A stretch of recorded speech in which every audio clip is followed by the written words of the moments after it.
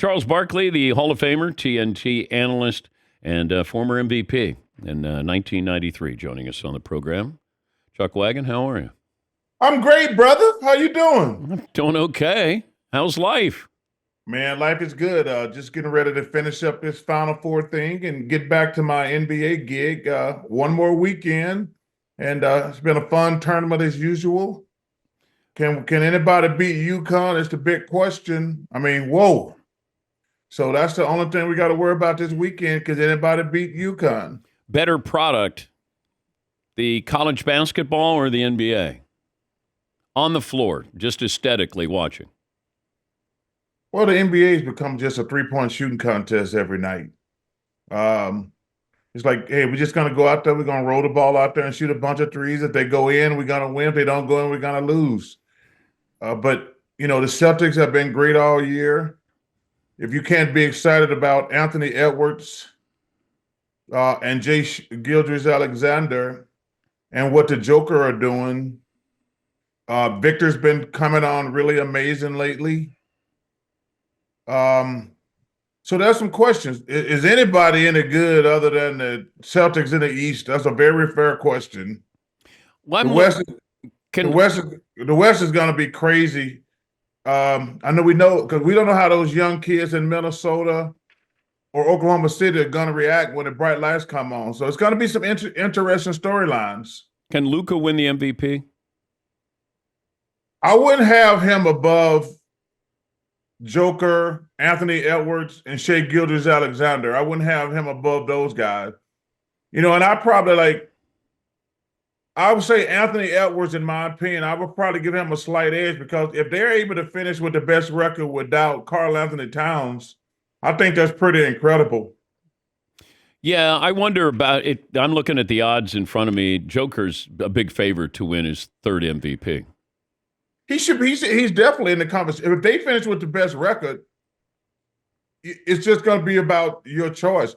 But if after if the Timberwolves are able to finish with the best record in the West, they've been all probably a month without Karl Anthony Towns. If he can keep them afloat, I probably would give him a slight edge. But if they gave the Joker, I wouldn't have a problem with that. Hey, if Oklahoma City finishes with the best record, I might give it to Shea, and I don't even want to leave out Jason Tatum. Yeah. But it's going to be one of those four guys. I like to say Luka's been playing great also. I was curious your thoughts on DJ Burns playing in the NBA, given they list him at 6'9". I don't think he's 6'9", but 275. Can you see in today's NBA a place for him? Well, I don't like to talk bad about college players because, I've been asked that same question about Zach Edey for the last 3 months. And I love both of those kids. So I think it's going to be interesting. I can't wait to see it. But I've been asked, they just started asking me about DJ Burns in the last 2 weeks. But I've been asked by coaches in the NBA and general managers about Zach Edey because I have a lot of private conversation with managers, general managers, and coaches when I'm studying all this tape.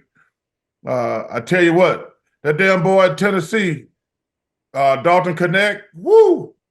I said, yo, man, y'all better start watching this kid. He put on a show last Saturday, and so did Zach Edey.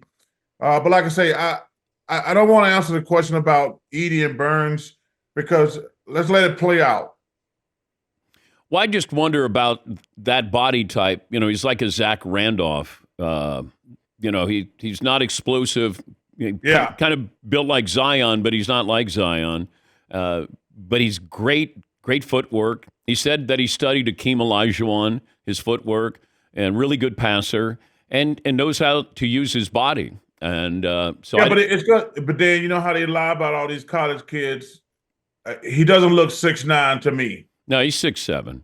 Yeah. So it's going to be. We're going to have to wait and see. To be honest with you, it's a great story. He seems like a great kid, but I can't really until I see what how big he is.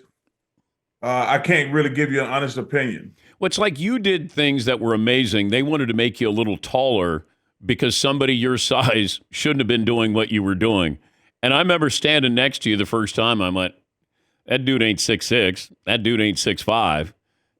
You were probably 6'4.5".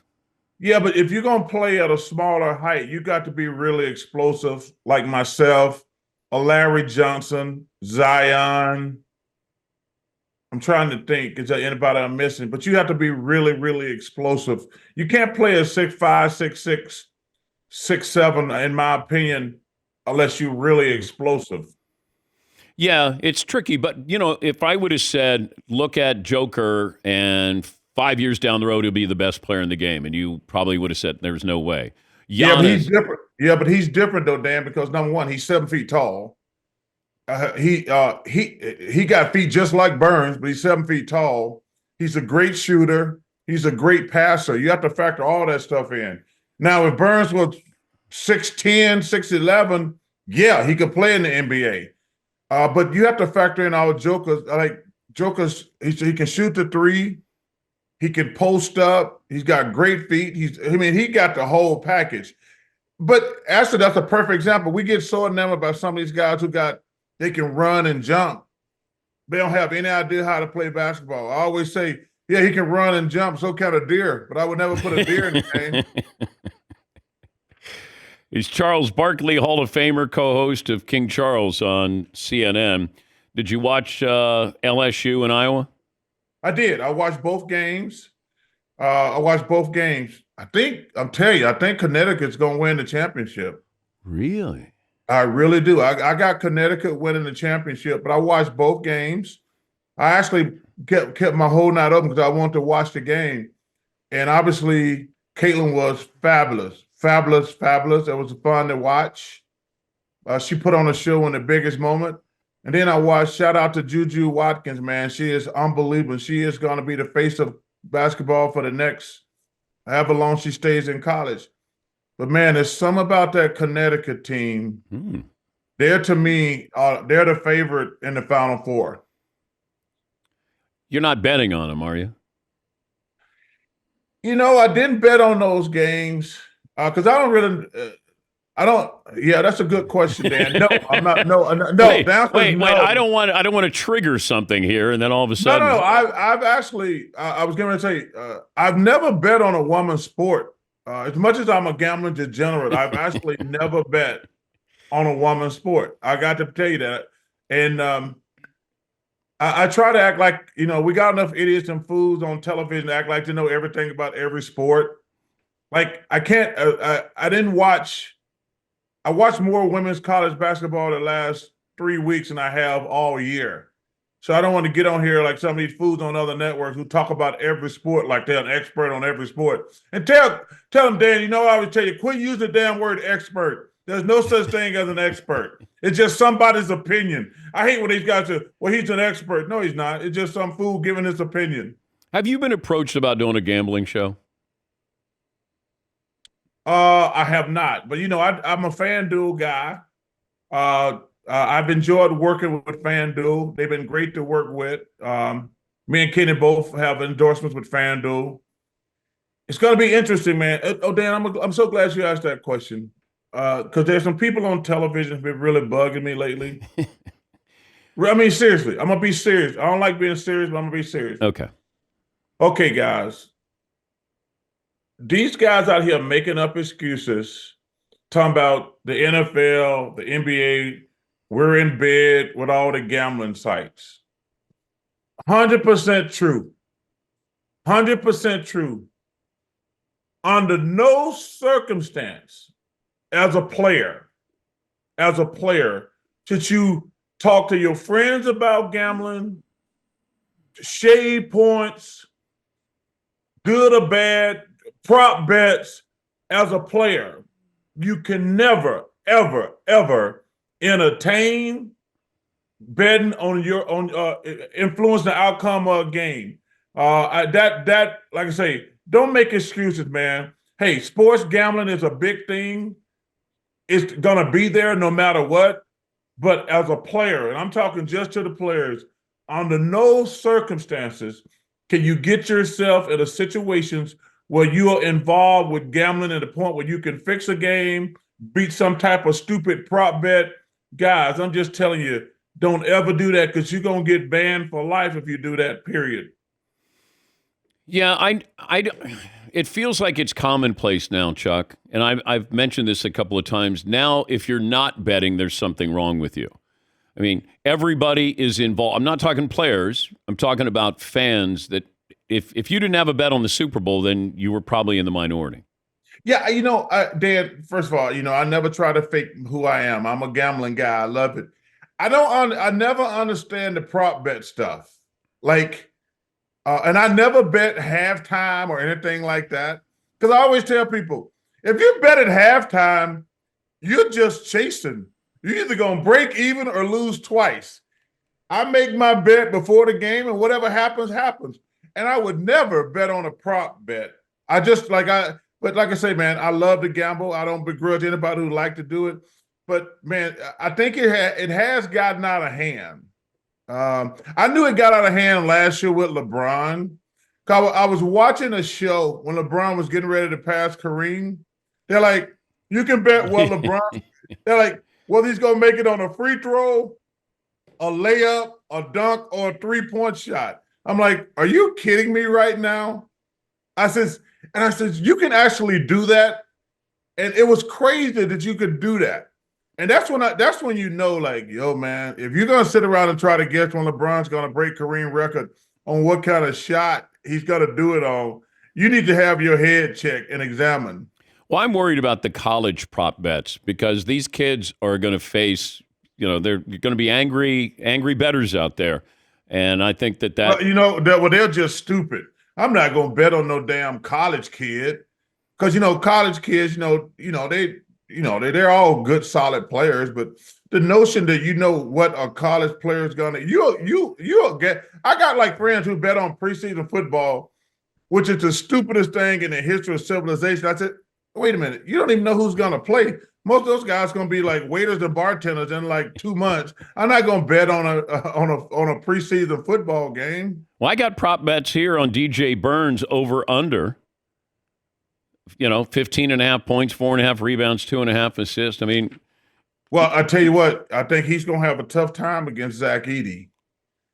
Because if you notice, you go back and look at those games, you see how he bumps those little skinny ass guys from Duke? Yeah. When he bumped Zach Edey ain't gonna move.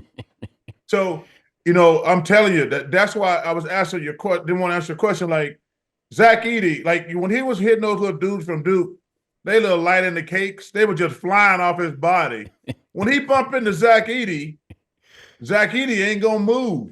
That's why I think he's really gonna have a tough time against Purdue because that little thing he was doing against Duke is not going to work against Zach because he's just so physically imposing.